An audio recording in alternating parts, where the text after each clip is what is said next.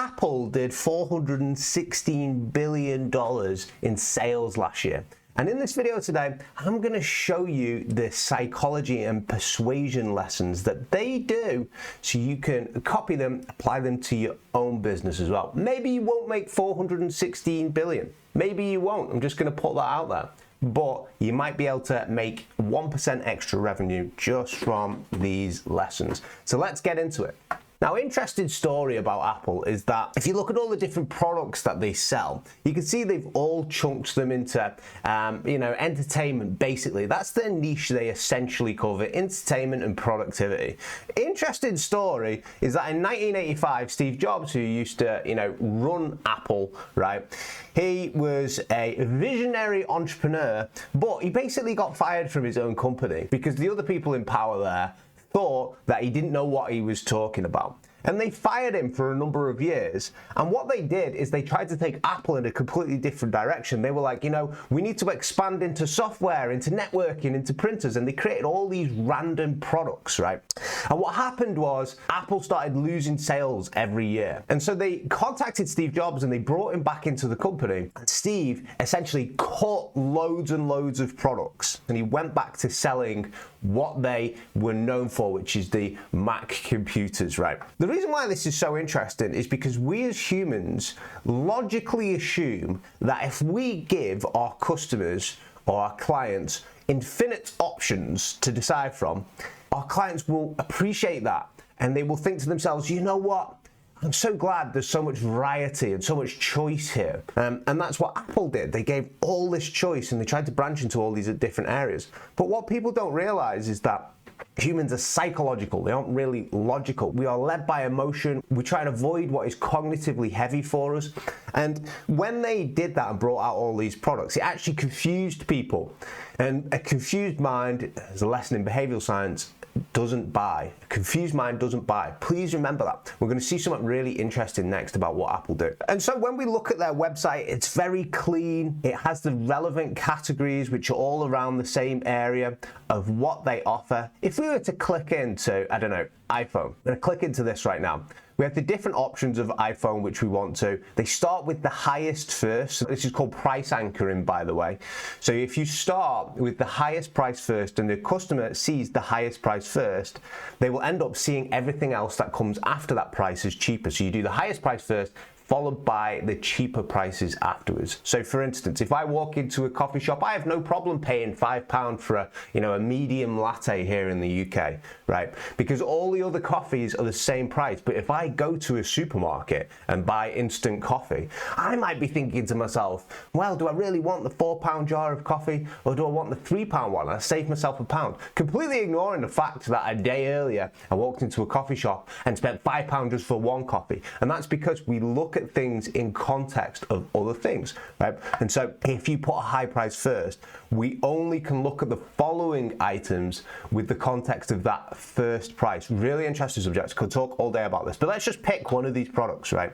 We can see that once you've picked one of these products, it has very few options to actually select from. Okay, so if I was going to click buy here between these two different phones, it's going to take me to this page. All this page is doing is focused on this singular product. It's not showing me tons of other items as well. Like if you're interested, you know how some websites to show, if you're interested in this, you might also be interested in this. Customers like you bought this. At the moment, their job, they know they're trying to sell a premium product. So at the moment, their job is they are trying to get me to focus on this. They have cut out all leaks from the funnels. That's what it's called in behavioral science. You're trying to plug the leaks. So if you're taking a client or a customer down a funnel, you don't want them to start clicking elsewhere. You don't want me to suddenly start scrolling on Facebook and end up in this loop of, ignoring that I was just about to buy a phone, right? It's all completely focused on trying to get you to sell this product. So it's a very simple page and it has this classic white background. everything looks really premium here as well. And so first of all, if you look on the right hand side, they lead you down this linear journey. Which do I want? Do I want the iPhone 17 Pro or do I want the Pro Max? Well, I'm gonna go for this example, just for the regular Pro. Now I've picked that, the next option has opened up. It's a linear journey and it's to stop me from getting distracted. Genius stuff. These are tiny bits of behavioral science that most people ignore that are really effective, that end up adding $400 billion in sales onto a company, and that's why it's so effective. So now I'm going to pick my color, and guess what? After I pick my color, the storage is going to open up. You see?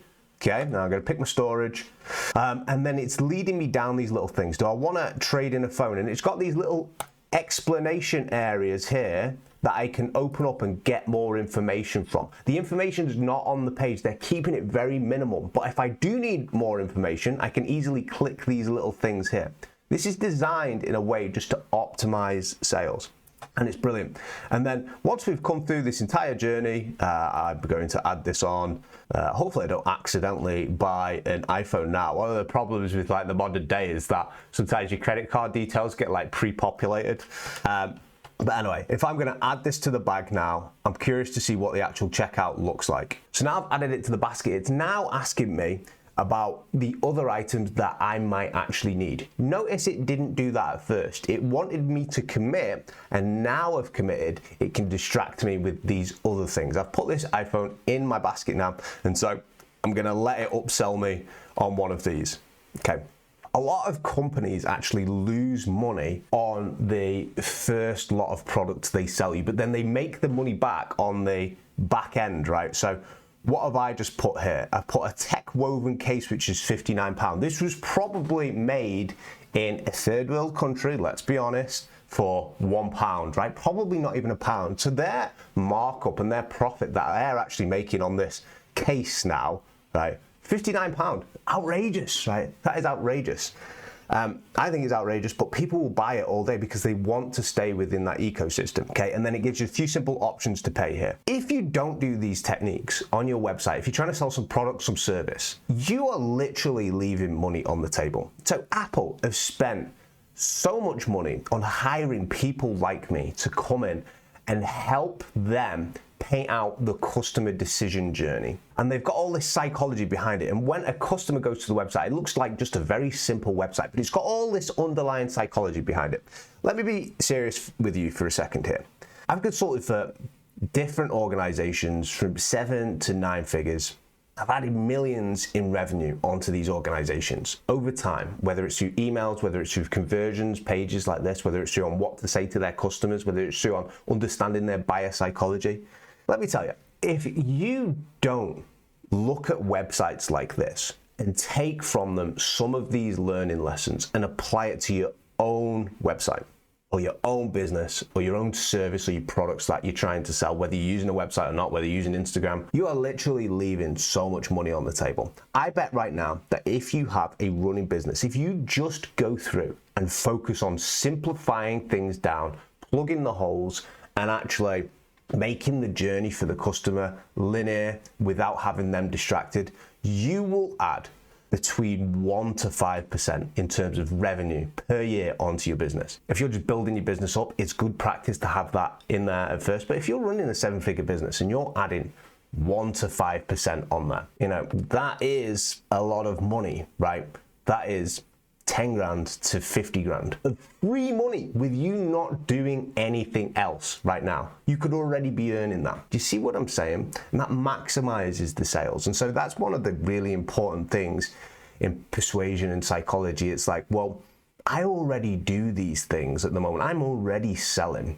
Is there a way that I can actually just maximize this? And so I don't actually have to do any more. I can put a little bit of behavioral science in it, and it maximizes what I'm already selling. And it's low effort, but high return. And so if you like videos like this, we're going to do more breakdowns of different websites, but that is one of the biggest lessons that you could take from Apple. Simplify the things, simplify your offerings. Remember, Steve Jobs got kicked out. The company started going downhill and actually losing sales. And then they brought him back in and he cut loads of products. They went back to basics and they increased the sales. There's a lesson in that. So make sure you implement some of those things. Now, if you simplify your website Great. There's a bunch of other persuasion mistakes that businesses most likely make as well, or at least that I've saw. If you want to see what those persuasion mistakes are, click on this video on the screen now, and I will see you in that one. Take care.